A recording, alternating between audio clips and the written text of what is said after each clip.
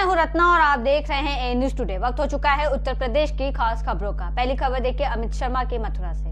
भजन गायक कृष्ण अग्निहोत्री ने भजन गाकर बांधा समा।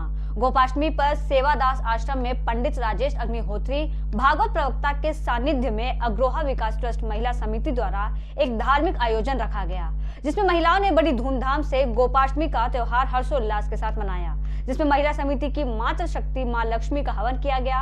हवन करने के बाद गौ माताओं का पूजन भी किया गया। ज्यादा हर्ष हो रहा है। हर्ष के साथ ये सूचित कर रही हूँ कि आज हमारी प्रेरणा महिला समिति द्वारा प्रेरणा अग्रवाल विकास ट्रस्ट महिला समिति है, जो हमेशा अनेकों सेवा के काम करती रहती है। और इनके हम सेवाओं की अगर गिनती करें तो मेरे को गिनती भी अच्छे से याद नहीं है। तो हमारी आज प्रेरणा समिति ने बहुत अच्छा ये कार्य करा है, जिसमें हमने गौदान किया है, लक्ष्मी जी का हवन किया है, साधु सेवा करेंगे और है ना भजन संध्या भी करेंगे। ये कार्तिक मास की पुण्य तिथि है जो गोपाष्टमी, इसके उपलक्ष्य में हमारी सब महिला समितियों द्वारा मतलब हमारी प्रेरणा महिला समिति द्वारा सारी महिलाओं का योगदान है इसमें, इस गौदान में, और ये बहुत बड़ा पुण्य कार्य है। इसके लिए मैं सबकी बहुत दिल से आभारी हूँ।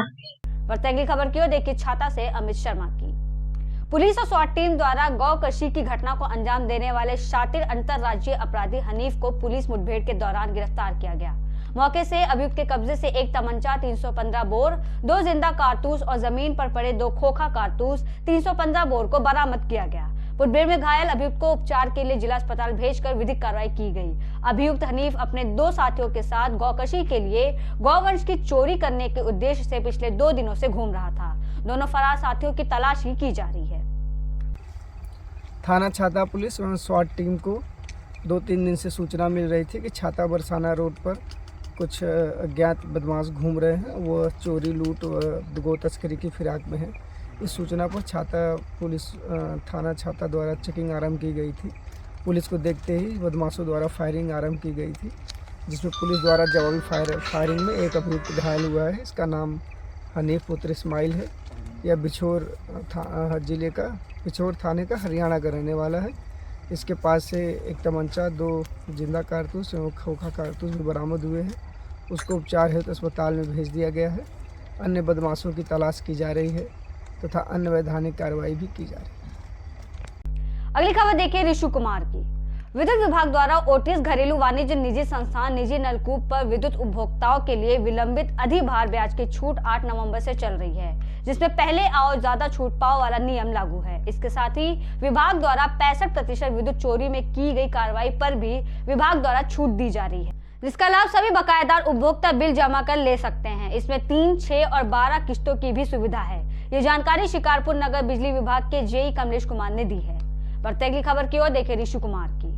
नगर पालिका अधिशासी अधिकारी नीतू सिंह ने मुकेश चंद्र और कार्यवाहक सफाई नायक हरीश कुमार के साथ प्रथम पारी की सफाई व्यवस्था का निरीक्षण किया। निरीक्षण करने के दौरान कार्यवाहक सफाई नायक को पूर्ण रूप से सफाई कराने के संबंध में निर्देशित करने के साथ सफाई का पूरा ध्यान रखने के निर्देश दिए।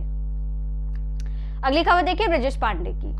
सिद्धार्थनगर के मुख्य चिकित्सा अधिकारी नरेंद्र कुमार वाजपेयी ने प्राथमिक स्वास्थ्य केंद्र भवानीगंज का निरीक्षण किया। लगातार क्षेत्र के जनता द्वारा अस्पताल में अव्यवस्था और अस्पताल की जर्जर हालत को लेकर शिकायत की जा रही थी, जिसके चलते मुख्य चिकित्सा अधिकारी नरेंद्र कुमार वाजपेयी ने अस्पताल का निरीक्षण किया। निरीक्षण के दौरान अस्पताल में तैनात डॉक्टर अनुपस्थित रहे। अस्पताल के ध्वस्तीकरण को लेकर पत्राचार किया जाएगा। नरेंद्र कुमार वाजपेयी ने डीएचसी की मीटिंग में इस मुद्दे को उठाने की बात कही। बढ़ते अगली खबर की ओर देखिए सिद्धार्थनगर से ब्रजेश पांडे की। सिद्धार्थनगर में एक मासूम बच्ची के साथ दरिंदगी का मामला सामने आया है। 4 वर्षीय मासूम बच्ची के साथ दुष्कर्म के आरोपी 24 वर्षीय युवक को पुलिस ने जेल भेजा।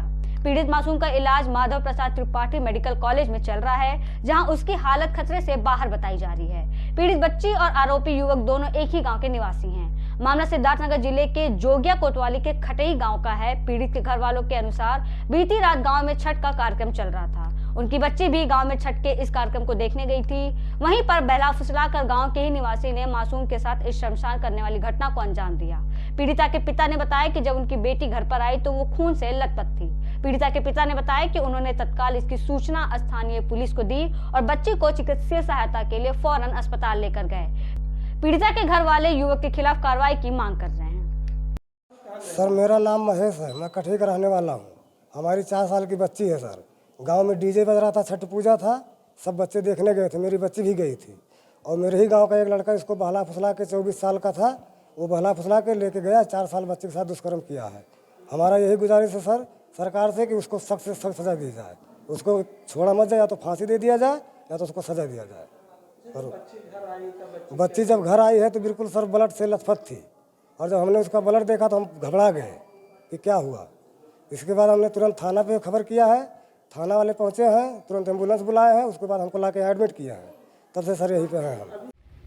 कल दिनांक 19/11/23 को देर रात्रि थाना जोगिया पर यह सूचना प्राप्त हुई कि ग्राम खटक कटही में एक 4 वर्षीय बच्ची के साथ दुष्कर्म की घटना घटित हुई है।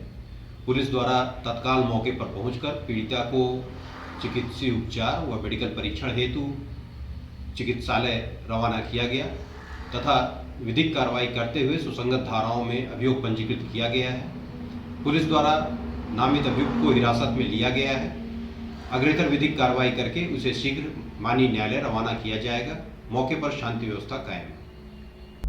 उन्नाव में टेबल फैन में करंट आने से 4 बच्चे करंट की चपेट में आ गए। मृतक बच्चे और बच्चियां 9 साल से कम की उम्र के थे। एक ही परिवार के बताए जा रहे थे चारों मृतक बच्चे। 12 सवर थाना क्षेत्र के लालवन खेड़ा गांव का मामला। अगली खबर देखिए रेहान अंसारी की।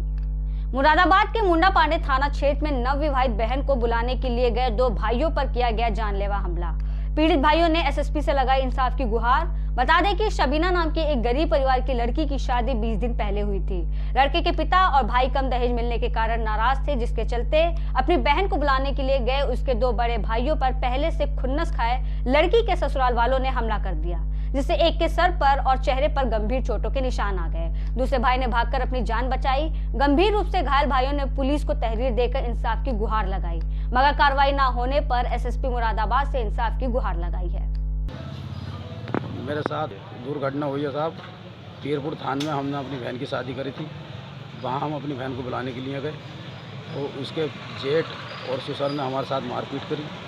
मारपीट ऐसे करी, धारदार हथियार से मेरे पास हमला करा, जान से मारने का प्रयास करा मुझे। इसी वजह से मैं सूरत से जान बचाकर वहाँ से बच पाया। वहाँ से भागने के बाद मैं थाना मुंडा पांडे मुझे पुलिस ले गई उठा कर। वहाँ भी मैंने अपनी तहरीर दी और मेडिकल भी अपना वहीं करवाया, जिससे जो है मेडिकल की रिपोर्ट पुलिस पर ही है, मेरे पास नहीं है। कार्रवाई की एनसीआर बना के दे दिया उन्होंने। छोटी छोटी धारा लगा दी साहब, बड़ी धारा कोई नहीं लगाई है। लोग थे साहब, इनका हमारे दामाद का एक बाप था दिलसाद, एक उसका जो है हमारे बहनोई का भाई था फुरकान, और 2 महिलाएं उसमें। महिला का नाम एक का बुड्ढो है, जिठानी है वो हमारी बहन की, और जो है एक हमारी बहन की सास है। वो हमला करने का क्या साहब, वो दहेज की वजह से ही हमने छोटी गाड़ी दी है स्प्लेंडर प्लस, उनकी मांग थी बड़ी गाड़ी की 4 पहिया की, और हमने लड़के को सोने की अंगूठी भी दी है और सास को नाक कान दिए हैं, सोने की चांदी की चीज़ें दी हैं, और जी हमने सब सामान दिया है, प्लस जो शादी का खर्चा होता है वो सब करा हमने। एक वॉशिंग मशीन, फ्रिज, जो भी सामान था सब कुछ दिया। अब हम एसएसपी के द्वारा आए हुए हैं और जो है हम इनसे जो है अपनी इंसाफ की चाहते हैं। इसी तरह से हमें इंसाफ मिलना चाहिए। अगली खबर देखिए ब्रिजेश राठौर की। फिरोजाबाद में नहीं रुक रहा है दबंगों की दबंगई का कहर। रेडीमेड दुकानदार से कपड़ा खरीदने पर पैसे मांगने पर दुकानदार को पीटा गया, जिसके बाद दुकानदार डर से घर में कैद हो गया। दबंग ने तमंचा लेकर दरवाजे में लात भी मारी। पूरी घटना सीसीटीवी कैमरे में हुई कैद। कल भैया दुकान खोल रहा था तो उस टाइम में मेरा शर्ट ले गया था एक बंदा मेरे को, तो मैंने उससे पैसे मांगे। तो पैसे मांग रहा था उसने पहले तो मेरा हाथ में बीच मार दी। उनको बीच मारने के बाद थोड़ी यहाँ पे लड़का रहा, लड़ने के बाद सीधा घर से तमंचा ले गया कि तुझे आप जान से मार दूँगा। मैंने दुकान घर से बंद कर दी और अंदर त्योहार भी लगा लिए। वो तमंचा लेके आया लहराता हुआ और मैं त्योहारों में लात मारने लगा, कहने लगा कि आज से जान से मार दूँगा। क्या नाम है उसका? उसका नाम अरुण नाम है उसका। अगली खबर देखिए रेहान अंसारी की। मुरादाबाद के थाना मुगलपुरा क्षेत्र के वारसी नगर में संपत्ति के बंटवारे को लेकर छोटे भाई ने बड़े भाई की धारदार हथियार से हत्या कर दी और उस हथियार को लेकर खुद को पुलिस के हवाले कर दिया। पुलिस और एसपी अखिलेश भदौरिया ने घटनास्थल का निरीक्षण किया। मौके पर पहुंची फॉरेंसिक टीम ने जांच पड़ताल की। पुलिस ने शव को कब्जे में लेकर पोस्टमार्टम के लिए भेजा। हत्यारोपी को पुलिस ने 24 घंटों में किया गिरफ्तार। ये बारसी नगर थाना मुगलपुरा क्षेत्र में अभी सूचना मिली थी कि एक सगे भाई ने अपने बड़े भाई पर चाकू से हमला किया। उन्होंने इनका कुछ पारिवारिक आपस में विवाद था, जिस मकान में रह रहे थे उसी के बंटवारे को लेके इनका विवाद था। उसी बात पर इनका झगड़ा हुआ है। तो छोटा भाई इसने अपने बड़े भाई पर चाकू से हमला किया है, जिसमें मौके पर उसकी मृत्यु हो गई है। अभी इसमें अभियोग पंजीकृत करके कार्रवाई की जा रही है और जो आरोपी है वो गिरफ्तार किया है। अगली खबर देखिए ब्रिजेश राठौर की फिरोजाबाद से। रामगढ़ क्षेत्र के चनोरा में एक शादी समारोह में हुई हर्ष फायरिंग के दौरान युवक को लगी गोली। घायल युवक को इलाज के लिए अस्पताल में कराया गया भर्ती। पुलिस मामले की छानबीन में जुटी हुई है। घायल युवक का नाम अभिषेक बताया जा रहा है। कल शाम को सूचना मिली कि एक हर्ष फायरिंग रामगढ़ क्षेत्र में हुई है। मौके पर जब पुलिस पहुंची तो पता चला कि जो सूरत राम सागर जो मैरिज हॉल है वहां पर एक सगाई हो रही थी, जिसमें राजीव नाम का व्यक्ति जो रामगढ़ चनौरा के रहने वाला है और लड़की पक्ष आगरा पिनहट के थे। लड़की पक्ष द्वारा एक हर्ष फायरिंग की गई, जिसमें लड़के पक्ष के अभिषेक नाम के युवक को गोली लगी। मौके पर उसको अस्पताल में भर्ती कराया गया। चिकित्सकों के अनुसार वो अभी खतरे से बाहर है और तहरीर लेके आगे की जो भी विधिक कार्रवाई वो की जा रही है। बढ़ते अगली खबर की ओर देखिए ब्रिजेश राठौर की। फिरोजाबाद के शिकोहाबाद बीडीएम डिग्री कॉलेज में ऑपरेशन जागृति के तहत कार्यक्रम का आयोजन किया गया। कार्यक्रम को एसएसपी आशीष तिवारी, एसडीएम विवेक मिश्रा ने संबोधित किया। महिला सशक्तिकरण पर जागरूक करने के लिए मिशन जागृति के तहत विशेष कार्यक्रम का आयोजन किया गया। माननीय मुख्यमंत्री जी का मिशन शक्ति प्रोग्राम है, उसमें एडीजी जोन हमारी आगरा उनके अंडर में ऑपरेशन जागृति लॉन्च हुआ है, जिसका उद्देश्य है जो महिलाएं हैं उनको जगाना 4 मुद्दों पर।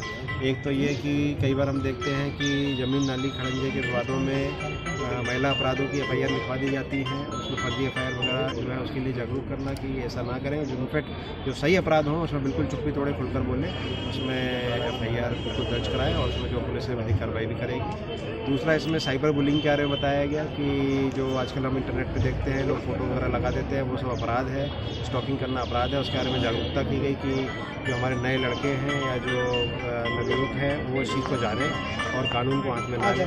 तीसरी इसमें जो हमारा मुद्दा है वो यही है कि घर के अंदर में एक ओपन वातावरण हो, जिसमें अभिभावक बच्चों के साथ में बात करें और उनसे सभी मुद्दों के बारे में बात करें, जिससे कि किसी प्रकार की अपरिहार्य घटना घर के अंदर में ना हो। और कई बार हम लोग को लड़की जाने के या 366 मुकदमे लिखने पड़ते हैं, तो इस तरह की घटना ना हो। उसमें परिवार के लेवल पे जो है वो एक अच्छा संवाद बच्चों के साथ में स्थापित होना चाहिए। और लास्ट ये है कि काउंसलिंग, जो हमारा विक्टिम होते हैं स्त्री अपराध के अंदर में उनकी काउंसलिंग, उनके परिवार की काउंसलिंग, उस काउंसलिंग को किया जाए। समाज उसको सहानुभूति से, उसमें जो है एम्पैथी के साथ में उनके साथ में काम करें। इस तरीके से एक समाज में व्यापक बदलाव आएगा और निश्चित रूप से जो हमारी महिलाएं हैं वो सशक्त होंगी। और हमारा जो स्त्री अपराध है वो लगभग 20% के आसपास स्त्री अपराध सभी अपराधों का होता है, तो उसको सरकार की टॉप प्रायोरिटी है उसको प्रिवेंट करने की। और इसी क्रम में मुझे लगता है ऑपरेशन जागृति एक अच्छे रिजल्ट है। Thank you. रेहान अंसारी की देखिए अगली खबर। मुरादाबाद के कुंदरकी सामुदायिक स्वास्थ्य केंद्र चिकित्सा अधिकारी ने अपने ही अकाउंट मैनेजर के विरुद्ध SC/ST एक्ट में मुकदमा दर्ज करवाया है। उन्होंने अकाउंट मैनेजर पर जाति सूचक शब्द और गाली गलौज करने का आरोप लगाया। डॉक्टर नवल किशोर ने कार्रवाई न होने पर इस्तीफा देने की बात कही। मैं वरिष्ठ चिकित्सा अधिकारी के पद पर यहाँ नियुक्ति है मेरी, और दिनांक 9 तारीख की बात है, 9/11 की। डॉक्टर राजेश उपाध्याय हमारे नवगंतुक चिकित्सा अधीक्षक थे, डॉक्टर मिस सक्सेना रोहित और एक ये विपिन भट्ट जो हमारे यहाँ खाता प्रबंधक है। ये मेरी बात हो रही थी डॉक्टर राजेश उपाध्याय से सेक्रेटरी सिग्नेचरी को लेकर। तो मैंने कहा बॉस आप जिसको चाहे बना दो, मेरी इच्छा नहीं है बनने की, आप किसी को भी बना सकते हो। उस पर वो विपिन भट्ट ने बीच में बोल पड़ा कि ऐसा है, ये सीएमओ साहब का हक है, ये सीएमओ साहब बताएंगे किसको बनाना। तो मैंने कहा ये अधीक्षक साहब का हक होता है, ये अधीक्षक साहब बताते हैं, जो चाहे अपनी इच्छा से जिसको चाहे उसको बना दे। इस बीच में वो मेरे ऊपर गाली गुप्तारी देनी शुरू कर दी, साले तुम बताओगे, जाति सूचक शब्द कहने लगा, मानने को उतारू हो गया मेरे ऊपर। इस व्यक्ति की जितने भी अधीक्षक रहे हैं यहाँ सभी से लड़ाई हुई है। कोई भी आप देख लें, डॉक्टर संजीव बेलवाल थे, उनके साथ इसकी लड़ाई झगड़ा हुआ, उनके साथ भी मारा पीटी पे उतारू हुआ। डॉक्टर मनोज चौधरी थे, उनके साथ भी इसने यही करा। डॉक्टर राजपाल सैनी थे, उनके साथ भी यही करा। डॉक्टर अमित सक्सेना थे, उनके साथ भी यही करा। ये दबंग प्रवृत्ति का व्यक्ति है, नेता, जो इसको कुछ नेताओं का भी सहयोग मिला हुआ है, तो ये हर डॉक्टर के साथ ऐसे ही कर लेता है। फिलहाल के लिए इतना ही। देश और दुनिया की तमाम बड़ी खबरों के लिए बने रहिए ए न्यूज़ टुडे के साथ।